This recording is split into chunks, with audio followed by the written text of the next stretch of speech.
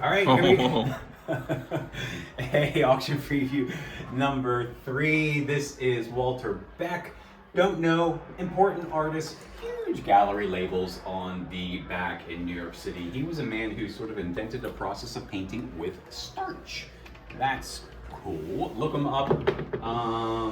Valuable piece. Joseph Edwards Alexander. It's a lot of 2. His abstracts.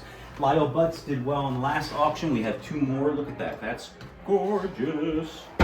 Now we're going to circle over here to my messy desk, and we'll get Colin Scott in the back. He is not a well-known Provincetown artist. It's probably circa 1910, but he, in the 1917 third annual exhibition of Pam, was exhibited, not this piece, but along with several other people in the auction, George Elmer Brown, Nancy Ferguson, Charles Hawthorne. So he was here, he painted, he was good. Peter Watts, great piece. Has a little light, it's not a true scuff, but it's just something that you may notice in it. Wolf, C.C. Wolf, nice watercolor.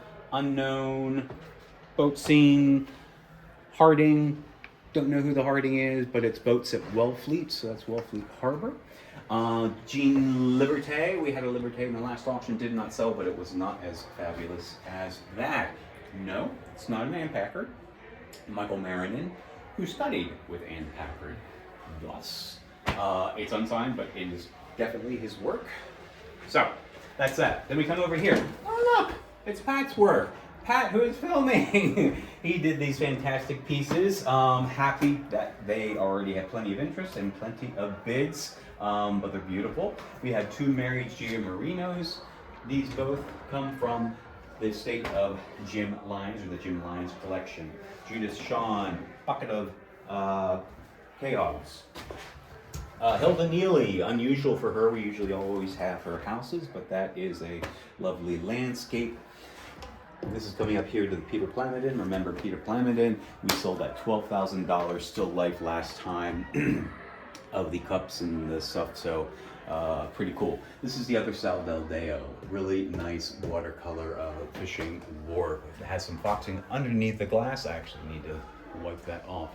Thomas Clow, don't know much about him. Provincetown scene early, but that came to us and we immediately fell in love with it. John Dowd, beautiful piece. I also have some, and that's going to keep filming, but it was actually in the show that he did at the Cape Cod Museum of Art. It's illustrated in here, it's on the postcard.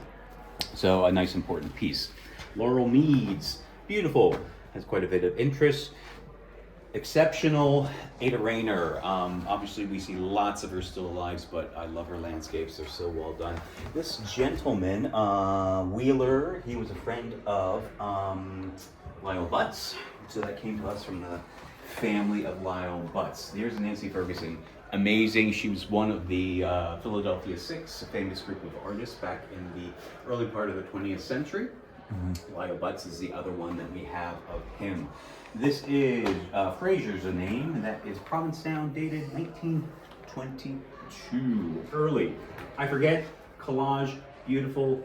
Don't know.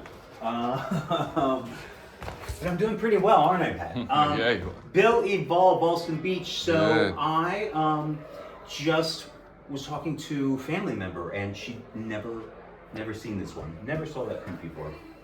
Pretty cool. Paul Resica, beautiful. One of my top 5 favorites in the auction. We have 2 Heinrich Pfeiffers. I mean, come on, there's the cat. So if anyone wants to buy that for me, I will take it. All right, one of 2 Charles Hawthorne's. Just what can you say? It's amazing. Sign down here. It's probably not Provincetown because of the way the scene is set up. It's probably Rockport, but I mean, come on, you don't get any better than that. Dorothy Lowe, we saw a lot of her monoprints. This is just top 5 favorite of mine as well.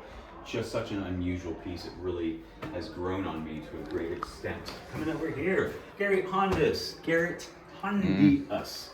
One of his scenes with lots of people. It's obviously a market of some sort. Pretty cool 50s Selena Treef. Now, I was told by the consignor who framed it that it was signed on the back that it was bought by from Bird Walkers, even though you can't see a signature on it. This is that incredible Ross Moffat that comes from the White Horse Inn, 1969. You just don't get to see many Ross Moffats with the sort of houses anymore. Most of the stuff is the nautical ones.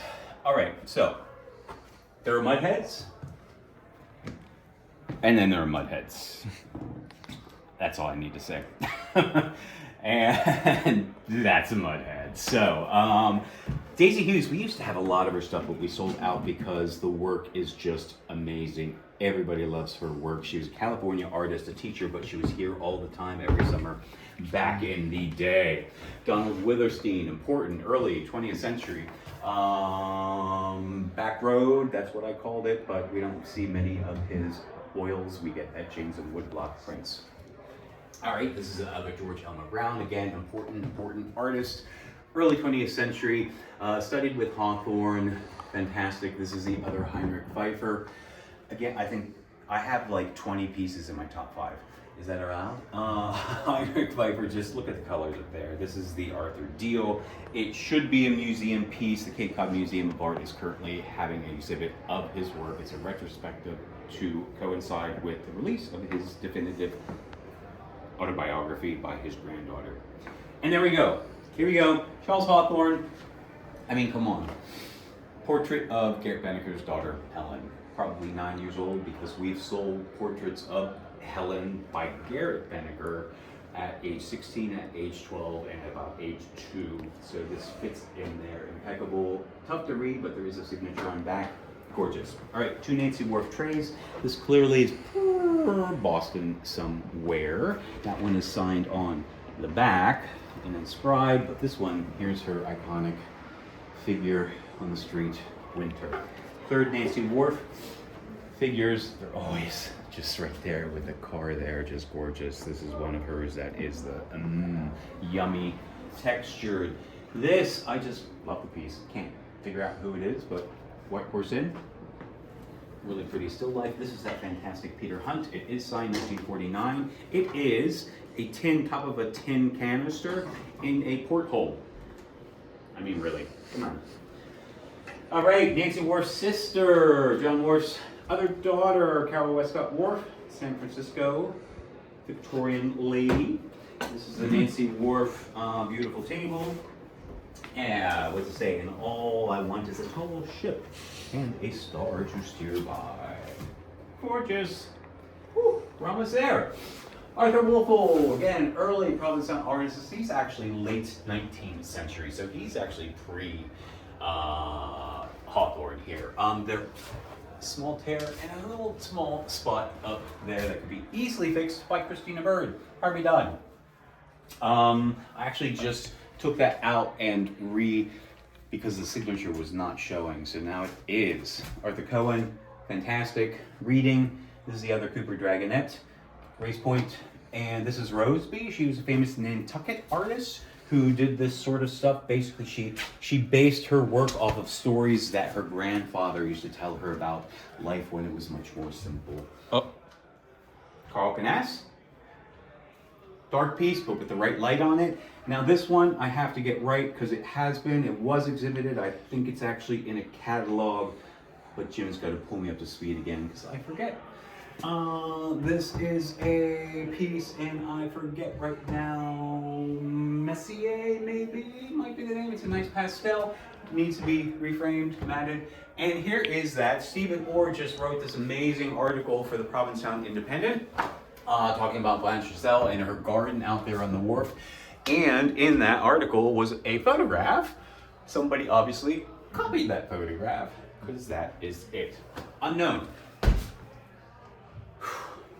That's it. Pat, are you impressed that I did all that? That was really good. Yeah. 169 lots I got with the right names. You studied. All right. Thanks everybody. The gallery's open this weekend. Probably Monday, I'm not quite sure. Last preview Friday from noon to 5, and then Saturday before the auction. But I'll be here at 10, but you gotta get out at 12 because I gotta organize. So that's the scoop. Thanks.